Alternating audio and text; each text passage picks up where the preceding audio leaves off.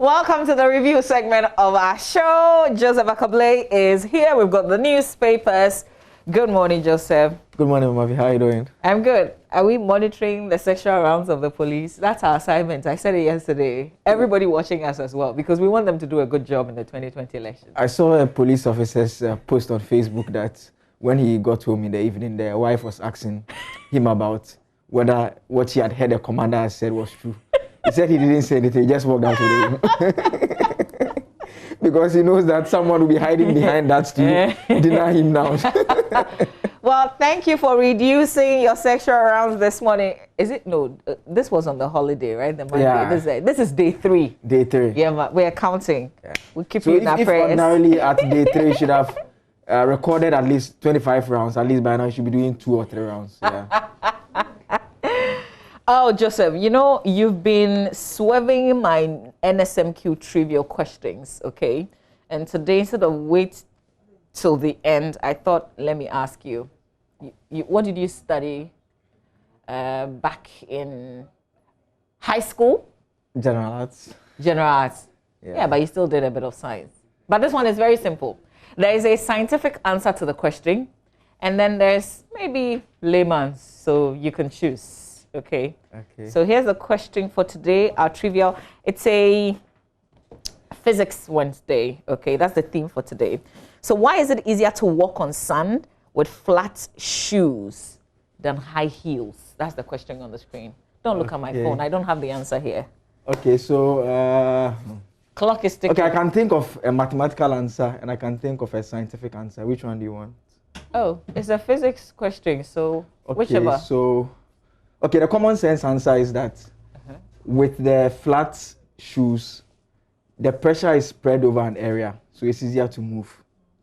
For the mathematical answer, I remember when you're calculating pressure, it's equal to force over area. Hey! So, I'm not done. Let me answer. I'm not done. No, you're making. I'm actually very impressed. I'm not done. Yes, so sir. it actually means that pressure is directly proportional to area, i.e., when the pressure is increasing, it means that the area is going down. It's like 1/2. You know, 1/2 is bigger than 1/3.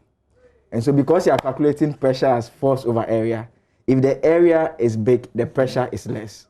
And so that is how come when you have the pointed one, it is difficult to work because there is a lot of pressure at a particular point. I am absolutely blown away. Clap for me. Yeah. But you didn't finish the first one, the layman's, because you gave for the flats. The layman is spread across. The pressure is spread, and so it's easier to move. And so is it the pressure that is spread across or what?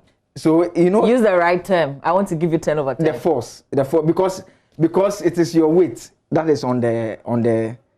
Oh, I've answered the question. Master, don't confuse me. Go I've ahead. answered the question mathematically.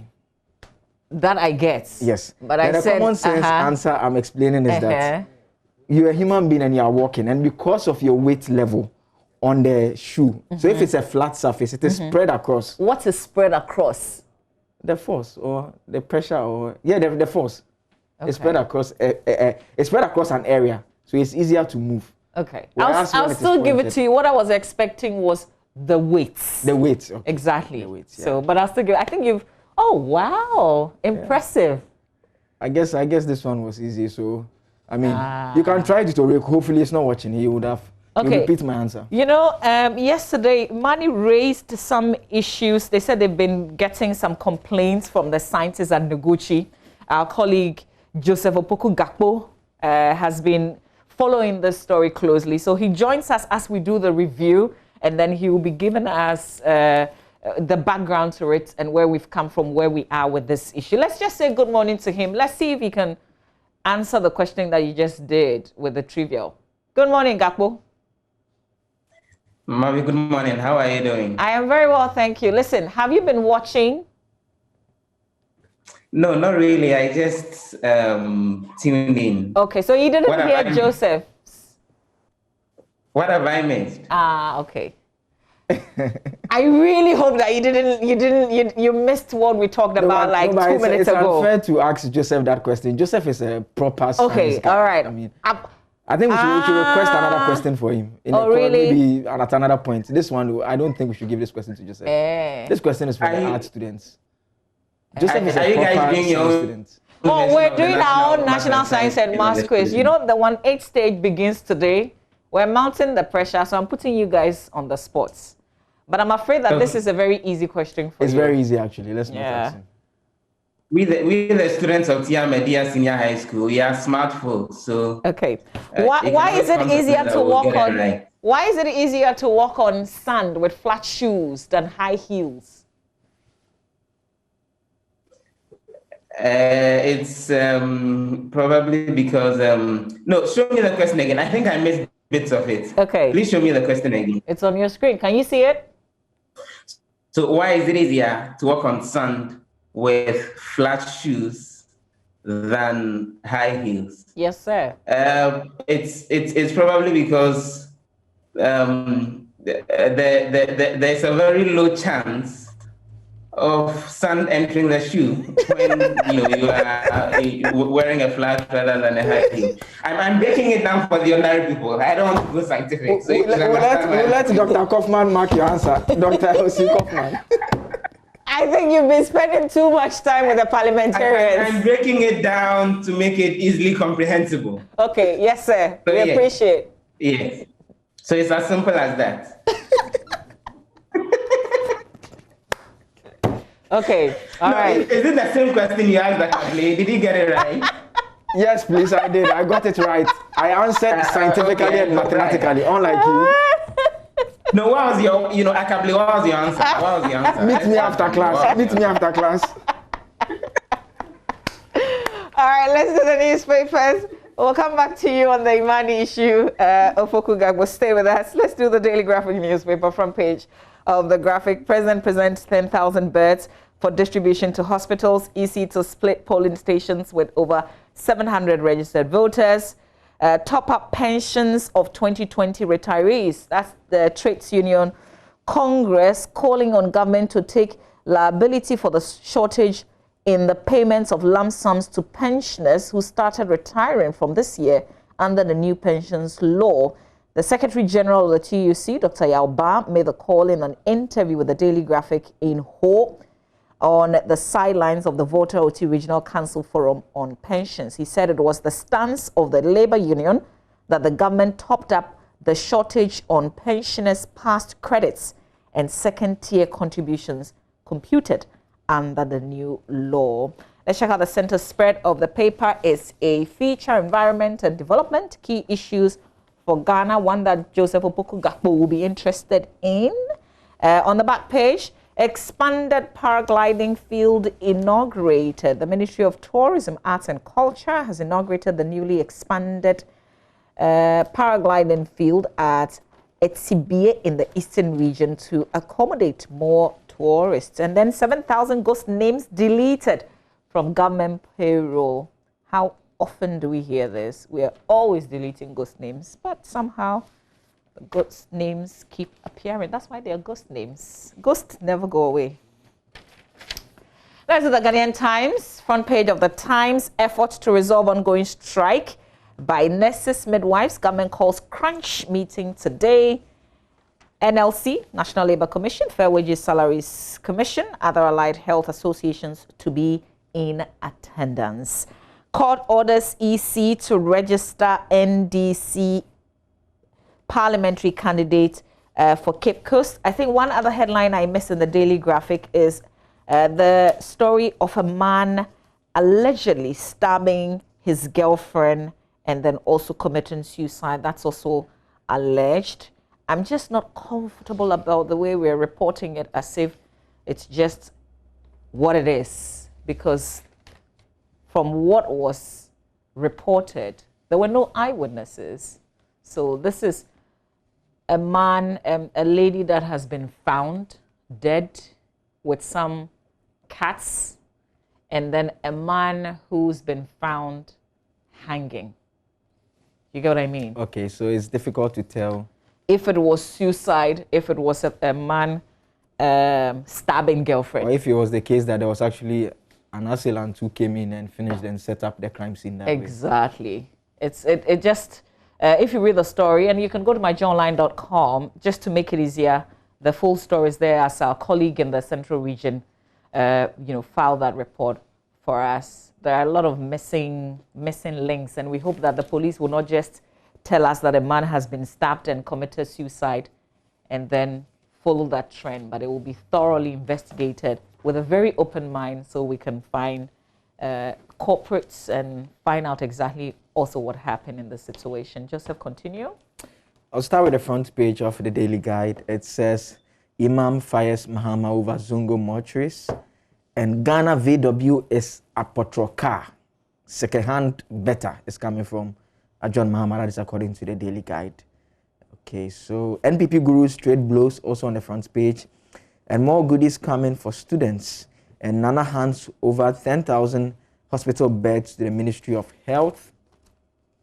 The back page of the Daily Guide has this story about the police chasing Suarez for citizenship cheating, and Kotoko EPL side strike deal.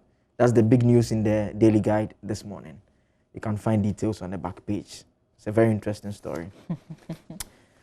The center spread has Akufo-Addo has done very well from Wendy Shea, and Shatawale featured in GES approved creative arts textbook.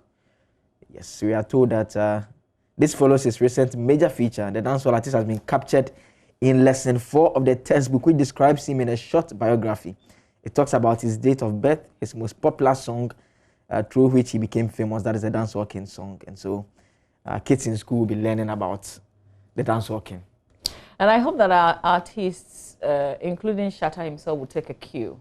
Because, you know, once the young people are learning about you, they are also soaking in everything that you're dishing out. So when they are messing up, they will remember that this is how high we've rated you, so that even in our schools, the young boys and girls are learning about you. Yeah. Give them something good to learn about. They have to be good role models. Yeah, exactly. But this is good. I like it. I like the initiative. So those are the major stories in the center spread. We can quickly do the front page of the Ghanaian Observer. Akufo-Addo impacts over 2.5 million Ghanaian youth. And NPP exposes NDC over collapsed banks. Drivers' Union kick against legalization of Okada. And Vice President Baumia inaugurates OT Northern Region House of Chiefs. And top Muslim cleric blast John Mahama over mortuaries for Zongo promise. The back page has Fulham to make approach to sign Daniel Amate. And Ghana or England, Porter trust Lamptey's choice. It's the battle over Tariq Lamptey, the Brighton defender. GFS could donate monthly allowance to offensive accident victims, also on the back page of the Ghanaian Observer. The center spread has this ECOWAS story involving the president. Let's build united, prosperous, stable, secure ECOWAS, and some other stories. You can find the details in the center spread of the Ghanaian Observer. Mavi. All right, let's do the Daily Dispatch front page. 50% of Ghanaian men are impotent, according to a medical of somebody screamed. Are you part of the 50%? Yeah, I heard a shout too. There's the Executive Director of Sexual Health Foundation, Dr. Samuel Amanama, on the front page of the paper with this headline. It's one that we certainly have to get into. Maybe Joseph Opoku-Gakpo can help us with an explanation. There's a focus on Professor Obu's Black Men Prostate Health, and then NPP Regional Secretary bites NPP MP blood flows. NPP Regional Secretary bites NPP MP blood flows. You're interested, so I'll give you a bit. It says the NPP's Regional Secretary Charles Bissiou has allegedly inflicted multiple wounds on the hand of the Member of Parliament for Takwan Swayam constituency in the Western region by biting. According to mynewsgh.com sources, the NPP regional executives were meeting with all the party's parliamentary candidates in the region in Kensington Hotel in Takoradi when the incident happened. It is gathered that there was a misunderstanding between the MP and the regional party executive, but the latter in the region confusion grabbed the MP's hand and gave him multiple bites, which left him bleeding profusely. The Daily Guide has that story, except it says, in the process, Mr. Bissiou was reported to have, quote, chewed the middle finger of the right hand of the MP. And so biting and chewing. But the Daily Guide There's a says biting, there's a chewing. chewing, Is yeah. there blood there too? Yes, there's blood. And The there's Daily blood Guide reported. says Mr. Duka confirmed the incident and said it happened at a meeting which had Peter McMahon and Lord Comey present. He explained that prior to the meeting about 3 weeks ago, he complained to the regional executives about the fact that Mr. Bisu had been supporting an independent candidate in the Thakwa in Swayim constituency against him and said he should be talked to. He goes on to say that he raised he raised the issue. So yesterday at the meeting, I made the same complaint that there's an independent candidate in Thakwa who is being sponsored. After my presentation, I went to sit down. But before the meeting came to an end, Lord Comey asked Bisu to react to the issue I raised in 3 minutes. Bisu went for the microphone and said, I used to be his friend, but I visited him at his office one day and told him that he should not believe the president and allow people to do galamsey or illegal mining. Mr. Duka said those present were all surprised at the comments Mr. Bisu had made because he was pitching him against the president. The story continues on page 6. Should I go there or we are tired? Master, we are interested. Lord Comey went for the microphone and said, this is not the issue we want to discuss. Mr. Duka said Mr. Bisu was asked to sit down, and instead of going to sit down on his chair, he was going to where Mr. Duka was sitting, fuming and threatening to beat him. He was coming to me as he shouted, I'll beat you. So my chairman was even asking me to get up because he was coming to me. Lo and behold, Bisu came to me and threw a blow at me, and in defense, I also threw one at him. But my finger went into his mouth and he chewed it. Chai. I had a deep cut at the middle finger of my right hand. I later went to the Jemima Hospital for treatment. And so... That he didn't go to the police? No report at the police? No report about the police from the story so far. Okay. But there's not a movie, it's two men allegedly fighting. Sounds like a movie. Sounds like one of those Kumawood.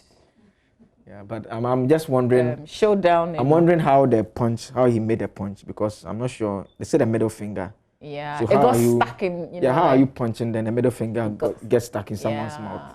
I think it's also a mystery we have to unravel. That's why I said it's one of those movies.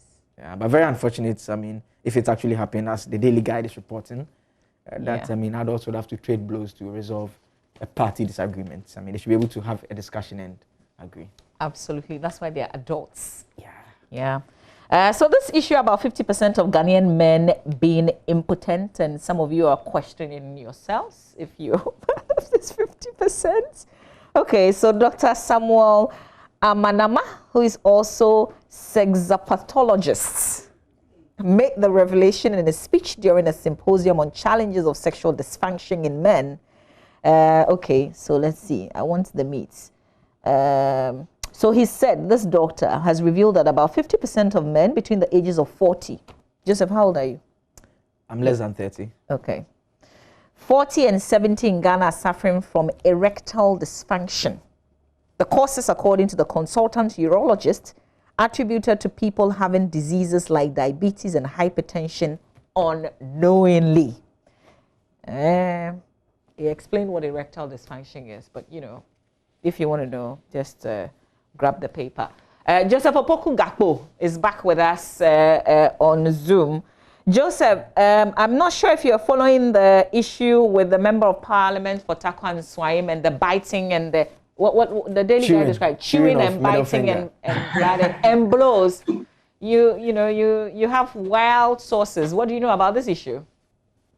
You know, over the last a little over a month since Parliament has been on break, looks like there's been too many incidents involving members of Parliament that Speaker Reverend Professor Michael Kwe will not be excited about.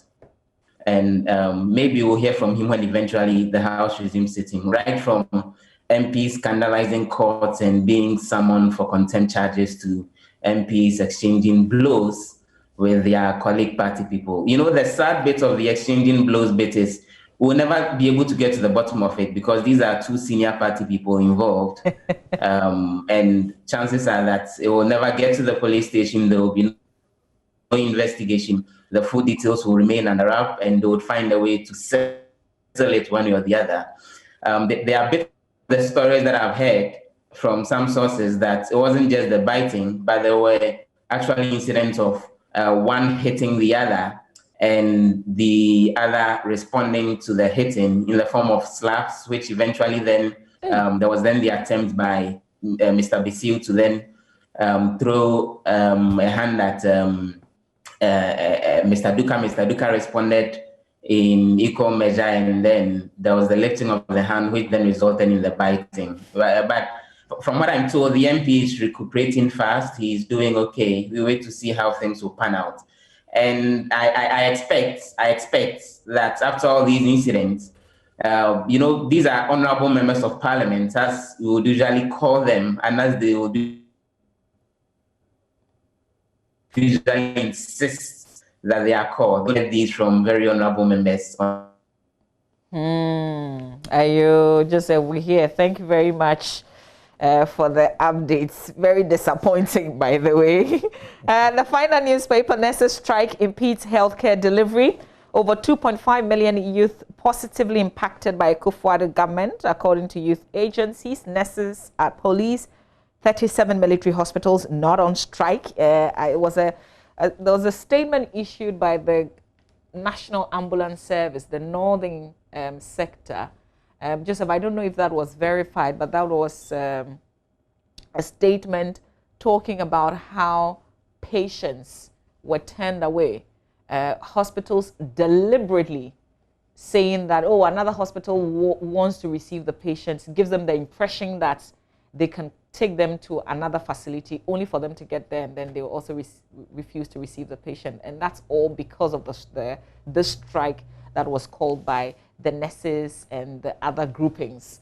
So it's biting really hard in the northern region, per the statement that I read from the ambulance service. And they talk about a woman who was due to get a cesarean session, and for like 2 hours, she was still in the ambulance because they didn't know where to take her. The facility has simply refused to receive that patient. So this is really disturbing. This is what we wanted to avoid. Yeah, we understand they are supposed to meet with the relevant actors today, including the deputy minister we spoke to yesterday. I mean, the point we're making was about this impact on the ordinary people who need healthcare, and so it's important that they've been able to get them to the table, and we hope that they'll be able to reach an amicable solution just to ensure that the nurses, as they stay at post and render the services that they are supposed to render. I mean, unlike other professions where, like teachers, where when you go on strike, you can extend the academic calendar, you can't do the same for the health service. I mean, when someone dies, the person is dead. You can't make a statement, you can't call a press briefing and extend somebody's life. Yeah, the person is gone for good. And some suffer damages that they never recover from. And so, I mean, we wish them well in their negotiation, and hopefully they're able to resolve this immediately. And we hope they won't do law at the table, because they're a group of people who are quite upset. Yeah. And what they are asking for, if you listen closely, is legitimate. So we hope that they will go to the table with open minds and not do, that's on the other side too. The nurses, in terms of their request too, they should also be open to acknowledging the times that we find ourselves in. Absolutely. I mean, the fact of the matter is that they've been the greatest beneficiaries of this COVID era. The income taxes have been taken off for them. They've been given some allowance, among other things. And so, yes, they may have deserved what they are asking for, but they should also be mindful of the times we find ourselves in and try and reach a compromise. Not those pledges that we've seen in times past. We understand the number of demands they are making. If some could be, there could be an agreement that it could be rolled out, I mean, in an honest manner, such that, I mean, there's no problem going forward. It helps all of us. We just need them in the health facilities to work. We need state actors to be also very honest and not pull issues so long. You see, it comes back and bites at you. But Joseph Opoku Gakpo, you're going to help us understand some issues that the Imani is raising. They say that they're getting complaints from scientists at the Noguchi Memorial Institute for Medical Research. Help us understand all these issues, Joseph. In the next few minutes, but just to begin, the reason why it's more difficult working on sand with a heel than a flat. No, Joseph, what's happening? Of the weight of the body would usually sit generally. Sorry, let me ask our producer a call. Are we live or we are playing back? No, we are live. We are live. We are just We are asking you about Imani, and you've gone to do your research, and you are now answering the question. This is not how the science and math quiz takes place. Then the connection was bad. On a regular day, when you are in a flat, the weight will sit generally on the flat, so then it's easier walking. But when you are on a hill, the weight will sit just on the hill, so it's more difficult walking in sand, wearing a heel than a flat. So for the records, I'm a science student, so I really understand this as in the best possible way, and that's the most reasonable explanation you can give for that particular situation. Now let me move on. Now that we are done, I saw that you've been spending too much time with the politicians in Parliament. You see what you're doing right now? No, I just answered your question. That's all I did. I just answered your question. The connection wasn't helpful earlier, but now it's stable, so I've answered your question. Now to the issues that Imani is raising. The testing that has been done at the Kotoka International Airport when people are coming in. Imani says he's been digging further into that. What we know is that a firm which is based in Singapore, Frontier Healthcare Services, has actually been given the contract to build the testing center, go ahead and do the testing, operate it, and recoup their sums. And that's how come the $150 charge is being put on individuals who are coming in and are doing their tests. Now, Imani says he's been doing some digging on who this firm, what exactly they are. And they found that here in Ghana, they were incorporated just on the 3rd of June, 2020. And it's actually a company that's owned by a number of entities, including entities which are based in the tax haven, that's the island of Dominica, which they think is quite worrying. Just to get on to their specific concerns, they say that there's the situation where, particularly when you look at the Health Institutions and Facilities Act 2011, it's very clear that before any institution can go ahead and actually undertake any clinical or biomedical services in the country, it has to be licensed by the Health Facilities Regulatory Agency of Ghana, HEFRA.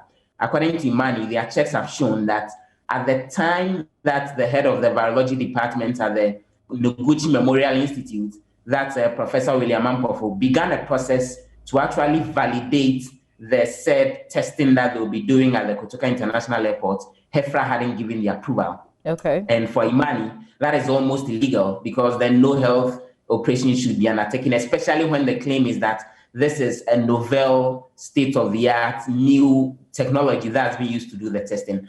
But apart from the said claimed violation of the Health Institutions and Facilities Act, the claim being made by Imani again is that there's been the involvement of personnel at Noguchi in doing the necessary testing and going through the processes to test this particular antigen technology, which is being used in doing the testing. But Noguchi is not being paid anything.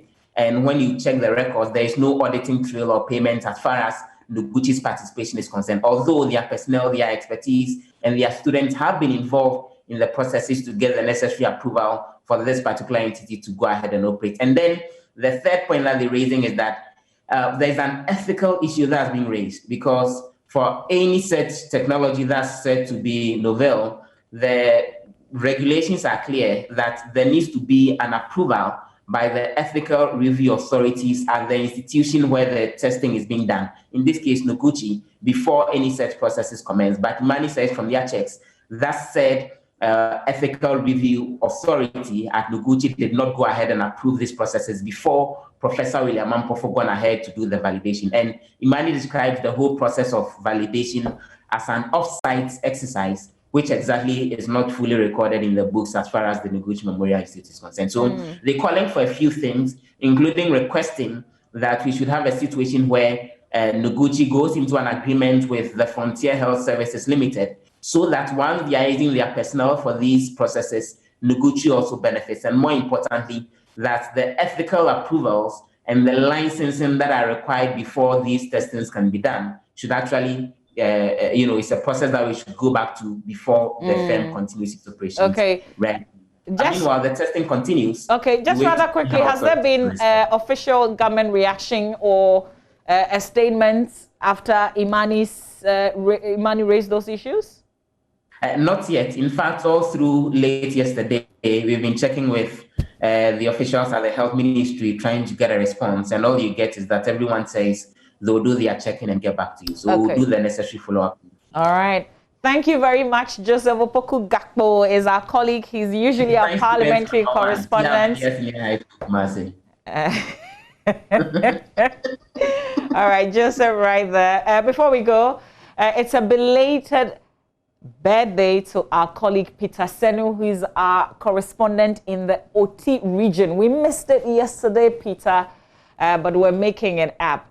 Belated birthday. I hope that you had a blast today, but hey, continue the birthday celebration. Who says it should be just one day, 22nd? You can continue on the 23rd. So our colleague Peter Senu there, happy birthday to you, though belated. And I would like to acknowledge the sponsors of my shirts, House of Kings. You can find them. They are in Achimota, they are in East Legon, Hacho, or the Westlands Road. They are in many places. So kindly call the number and get them to deliver.